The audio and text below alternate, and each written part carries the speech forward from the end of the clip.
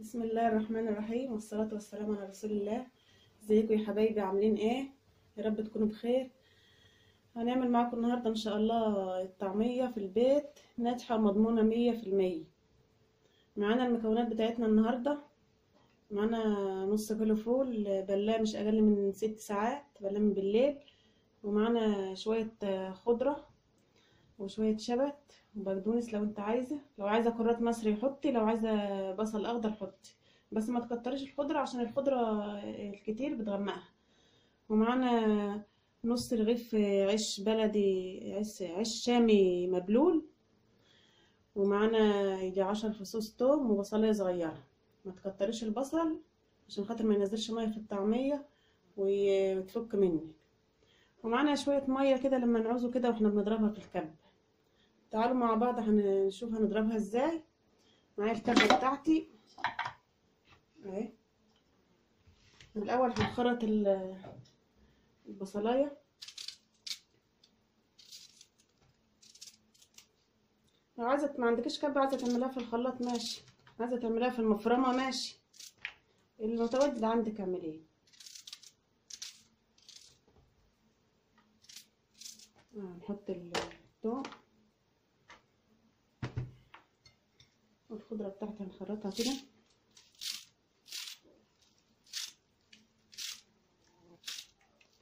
ما تكتريش خضره، حبه صغيرين.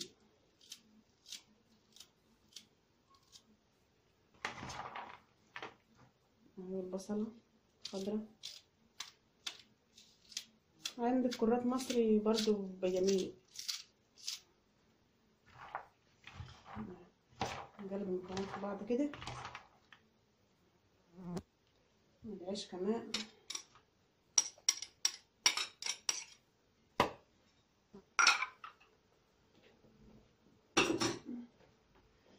اهو يا حبايبي. هنضربها بقى في الخلاط كده، في الكبة قصدي.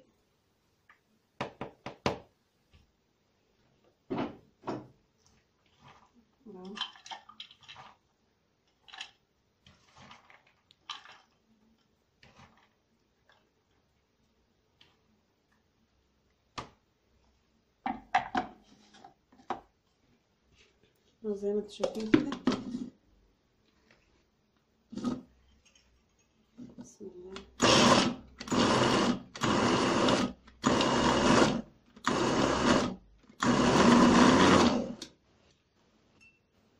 عايزه احط لها كده ايه، اللي ما احط شويه ميه صغيرين كده، بس ما تكتريش.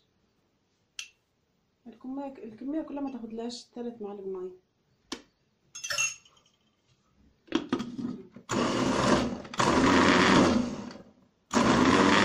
نضربها نوريها اهي يا حبايبي بالشكل ده. بالشكل ده.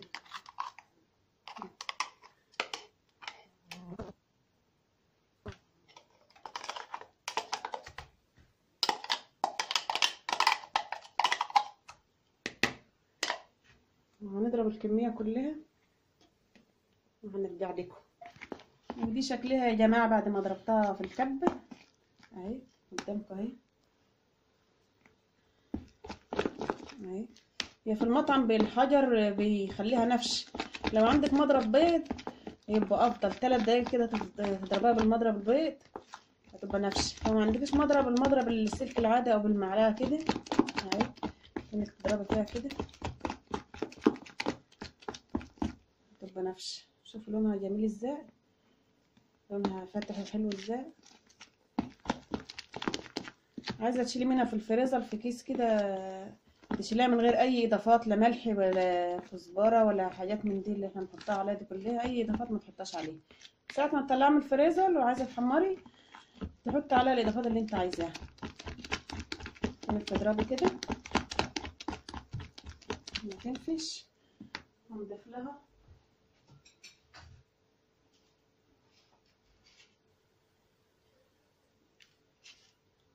نص معلقه صغيره ملح،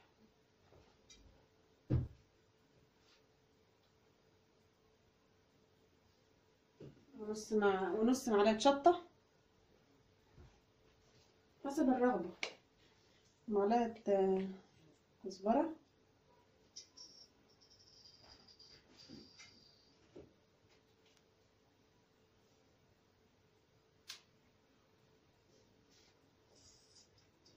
وسنة صغيرة، سنة لا حاجة لا تذكر كربونات. عشان ايه؟ عشان الكربونات لما تكترها بتغمقها، تخليها لونها غامق. ونضرب كده.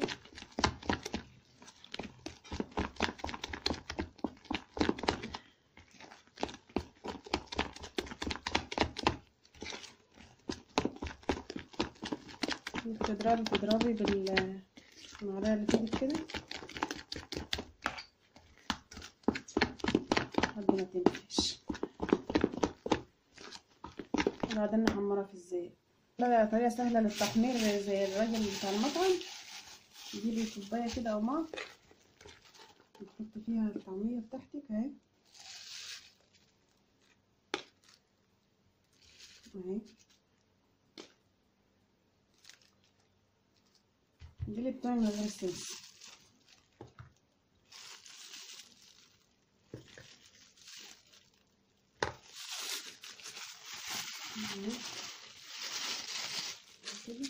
لو عايزة تخزنها تبقى في أكياس كده، وتحطها في الفريزر كده، وتطلعي الكيس تسيبيه يفك وتحطي عليه الإضافات اللي انت عايزاها. انما لو هتحمريها على طول بعد ما تعمليها، تحطي عليها الإضافات وتروي فيها كده شوية، وبعدين تحمري. بس يا حبايبي نبلي ايدي مية كده، وناخد كده من الكيس ونرمي في الزيت.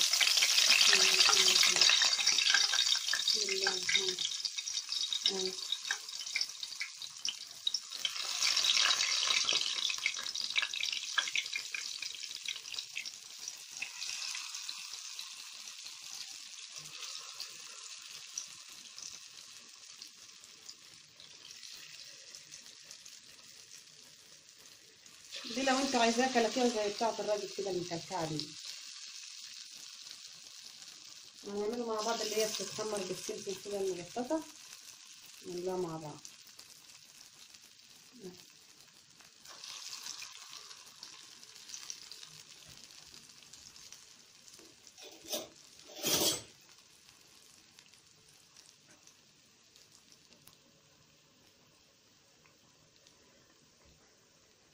ما بتفكش معاكي ولا اي حاجة. لما تبدأ تاخد لون تبدأي تقلبها كده لما تاخد لون. هشوفي عشان هي متعبية هوا، عشان انا ضربتها بالمعلقة عايمة على وش الزيت. انما لو هي مكتومة بتغطس في القاع بتاع الزيت.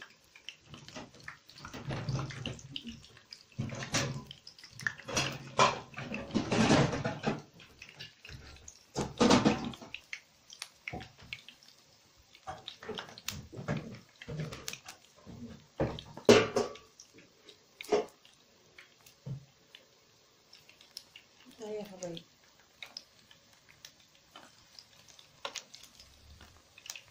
بسم الله ما شاء الله جميلة وعايمة ومنفوشة ازاي. بسم الله ما شاء الله جميلة.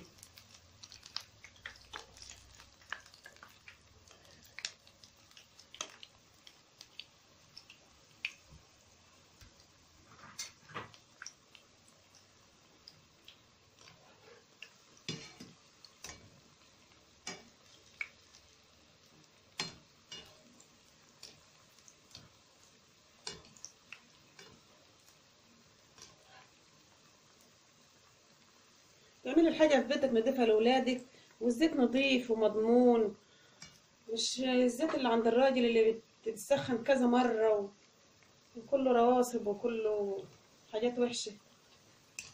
نضيف بيتك ومضمونة وحاجة نضيفة وزيت نضيف.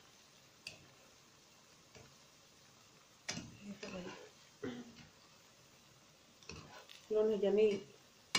مكترلاش الخضرة عشان يبقى لونها فاتح وحلو.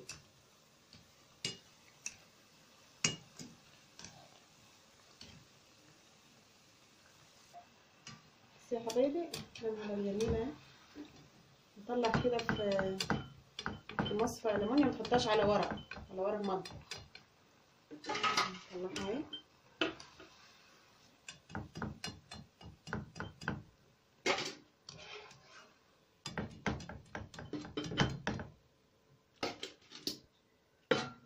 يا حبايبي هنكمل الكمية.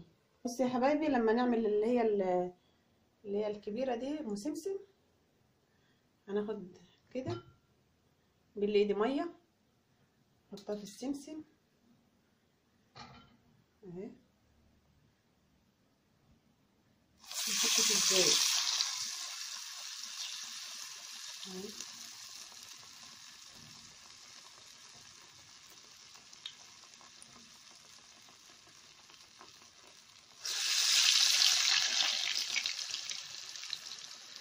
زي ما انت عايزة تعمليها محشية اعمليها، اللي تحبي اعمليه. جيبي السمسم، عايزة تحط على السمسم ده كزبرة يعني نص طحنة كده، يبقى طعمها جميل برضه اهي. انا متوفر عندي دلوقتي السمسم.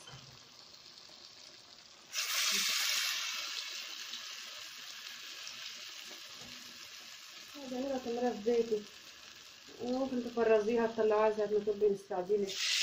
حد عايز يتعشى بالليل تحمري، حد عايز يفطر ومحدش يجيب لك من المطعم تحمري، طلعيها قبلها ب5 دقايق 10 دقايق تفوت وتعمليها. ده حاجة نضيفها في بيتك ومضمون. شوفي جميلة وعايمة ازاي.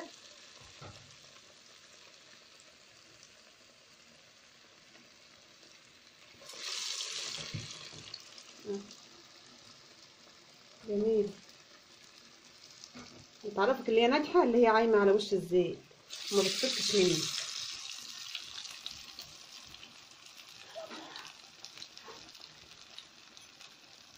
يا حبايبي لما تاخد لونها بقلبها اهي، لونها جميل ومنفوشة، مش مكتومة ولا معجنة. هوريها لكم، جربوا طريقتي والله هتعجبكم. معلش الإضاءة عندي مش قد كده، بس طريقة ناجحة والله وحلوة.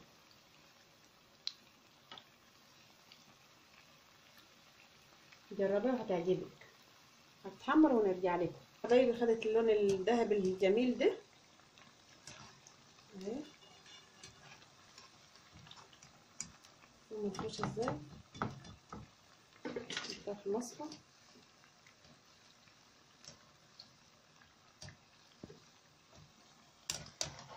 جميل. جربوها، لو ما عجبتكمش قولوا لي في التعليقات، ان شاء الله هتعجبكم.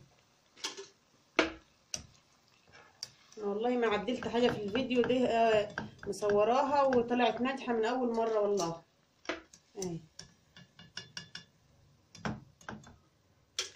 يا حبيبتي نقدمها لكم بقى في الطبق وهتشوفوها. ودي شكلها النهائي يا حبايبي اهيت الكبيره اللي بسمسم، وهيت والله الاضاءه ظلماها، هي مش لونها مش غامق كده. وديت اللي هي التانية اللي زي بتاعه الراجل، ودي اهي. شوفوا يا حبايبي، ولا ملكومه ولا اي حاجه اهي. والله طعمها جميل، هايشه خالص وطعمها جميل. جربوها والله هتعجبكم. بألف هنا وشفا على قلبكم يا حبايبي، ومع ألف سلام.